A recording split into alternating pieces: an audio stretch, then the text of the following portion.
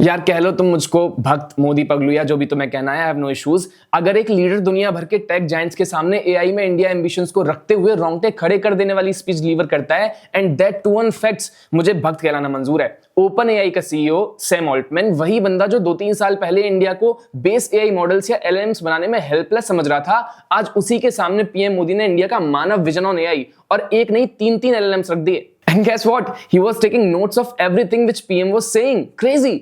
आज पूरी दुनिया के एआई जायंट्स जहां और ज्यादा बड़ा एआई मॉडल डेवलप करने और एआई की रेस में आगे निकलने की होड़ में लगे हुए हैं, वहीं पर भारत एआई को डेमोक्रेटाइज करने, उसको ह्यूमन सेंट्रिक बनाने और उसको ऑथेंटिक और एथिकल बनाने में लगा हुआ है। और यही पीएम मोदी की पूरी स्पीच का सार है। बट जितना इजीली मैं आपको बोल पा रहा हूं ना, चीजें इससे कहीं ज्यादा कॉम्प्लेक्स हैं। सो पीएम की स्पीच स्टार्ट होती है विद द आइडिया कि कैसे कई लोग नई टेक्नोलॉजी से डरते हैं। एआई का नाम सुनते ही उनको लगता है कि अब जॉब्स चली जाएंगी, इंसान रिप्लेस हो जाएगा, दुनिया मशीन के कंट्रोल में चली जाएगी। लेकिन इंडिया का माइंडसेट अलग है।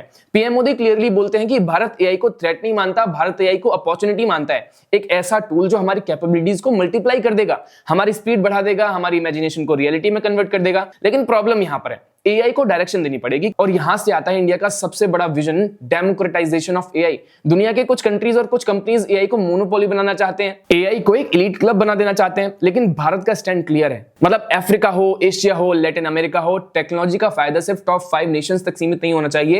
एआई को इंक्लूसिव बनना चाहिए, उसको एक इंक्लूजन का टूल बनना चाहिए।